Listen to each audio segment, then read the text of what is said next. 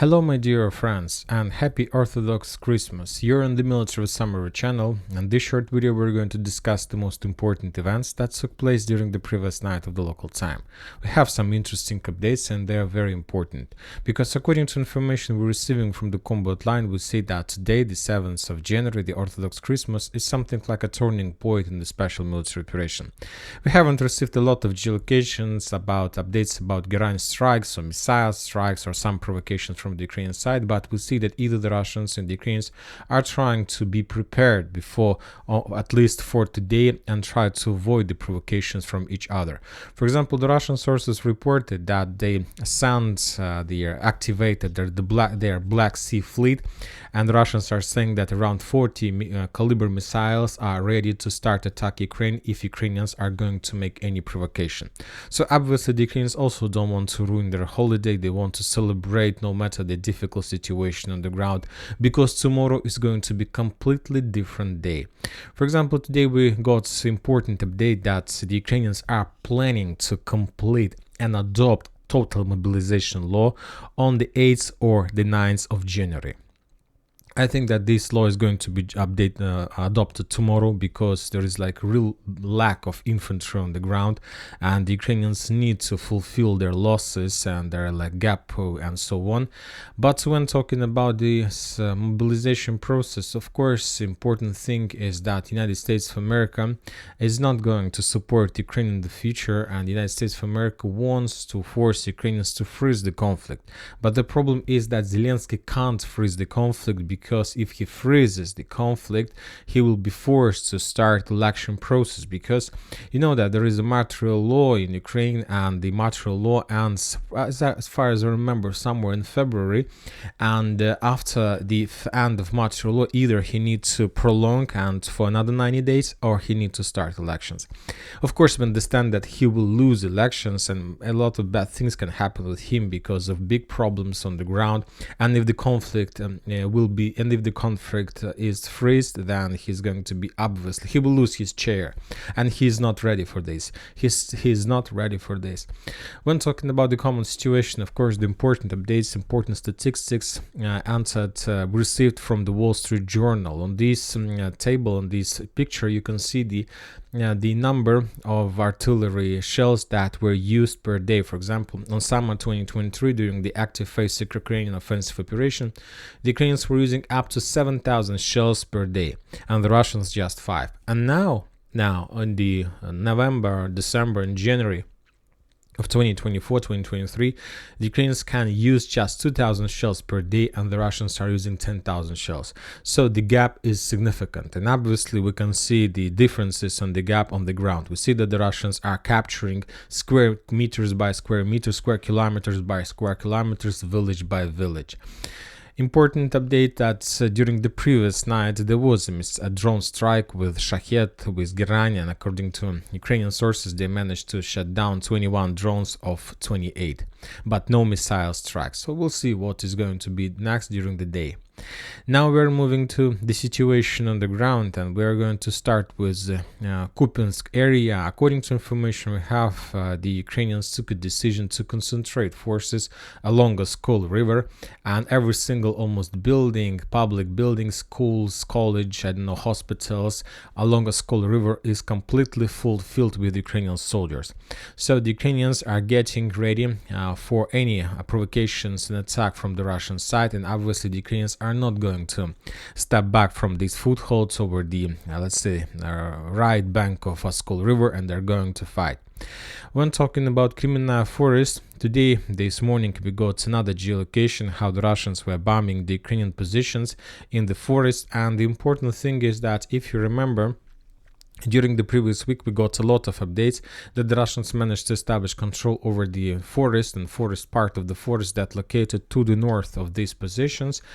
We at least had 2 updates from different mappers, from many reliable mappers, and now we see that the Russians, without any operational pause, without any regrouping, continue offensive operation further, and they're trying to bomb this territory. Obviously maybe after a day or 2 the Russians will start the ground operation.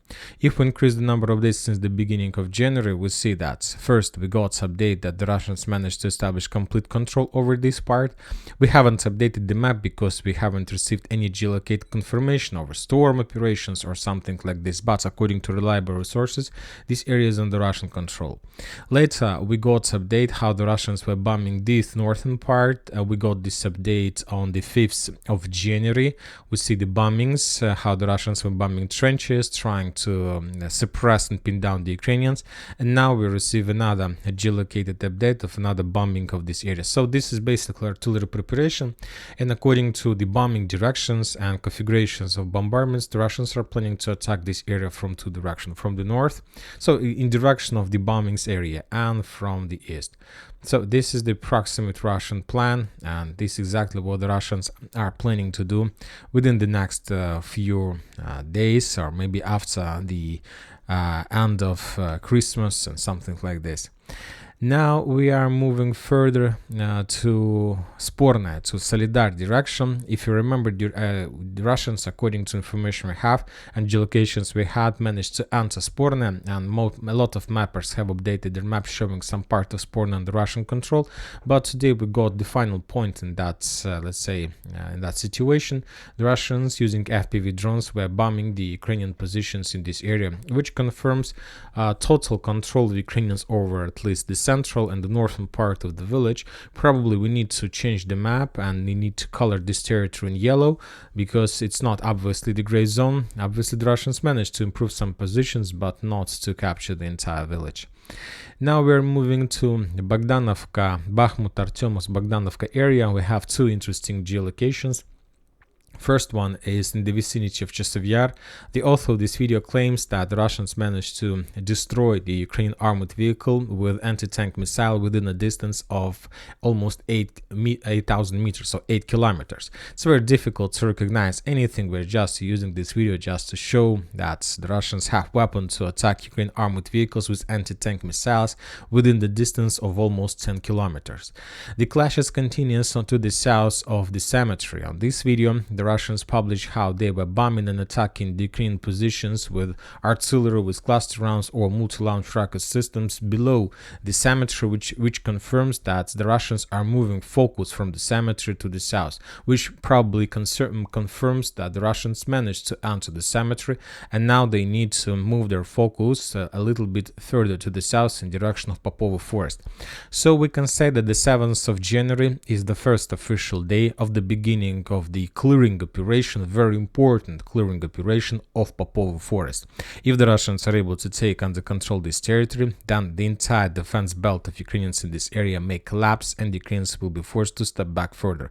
Popovo Forest is one of the most important defense belt in this area. Now we are moving further to Avdiivka area. As you can see, we haven't received anything from this direction. The only updates we got is Marinka. According to reliable resources, the Russians managed to improve their positions and continue advancing, and as a result of clashes, they managed to establish control over a few more territories. But there are very interesting updates. For example, at least Syriac says that the Russians got under control, let's say, something like this. We have already adjusted this map due to the updates from the Russian sources that were published yesterday, but also he says that the Russians, as a result of offensive operation, managed to establish control over this stronghold. And I have some doubts about this progress, because this is very powerful stronghold. It's one of the most powerful and fortified area in this year. There are not many strongholds like this. First, 1, 2, 3, just 3 strongholds, and we haven't received any geolocated videos of capturing this territory. So that's why I will not even change the map to yellow. Probably there is some problems with, I don't know, with some translations or somehow, but because we need more strongest proofs to change the color of this fortification area. Now we are moving further to Zaporozhye area. We have some updates from this territory as well. The Russians continue bombing of Ukrainian positions to the west of Verbova without any attempts to start any ground operation, just artillery strikes. The Ukrainians are moving from one side to another, but obviously soon the Russians, as we discussed this date, 15th of January, may try their luck and will attack in this direction. When talking about Kreminna, no changes on this area as well, just the FPV drone strikes. The only video interesting video we have is that how the Ukrainian two boats were heading in direction of the shore, trying to bring some people, personnel, or probably some food or medicine, and one of the boats was destroyed as a result of FPV drone strike. More and more questions about this foothold. What is the purpose of the Ukrainians to hold this territory? And probably you can read every single day more and more reports from different reporters from the Western journalists about this foothold and their interviews of the soldiers of 35th, 36th, 37th, and 38th brigades. And these guys from these brigades don't have any doubts, any idea what are they doing in Kreminna. What kind of plan, crazy plan, the Ukrainian general staff like Zaluzhny and Zelensky have about this foothold. And that's it for the short video. Once again, Merry Orthodox Christmas and have a good day. I hope that today we're going to receive nothing from the ground. I'm talking about casualties, and may people from Ukraine and Russia celebrate this holy holiday and have a good day. Military Summer Channel reminds we condemn any violence in the world. Thank you for your watching. Subscribe to my channel, put your likes to my Patreon, and have a good day. Bye bye.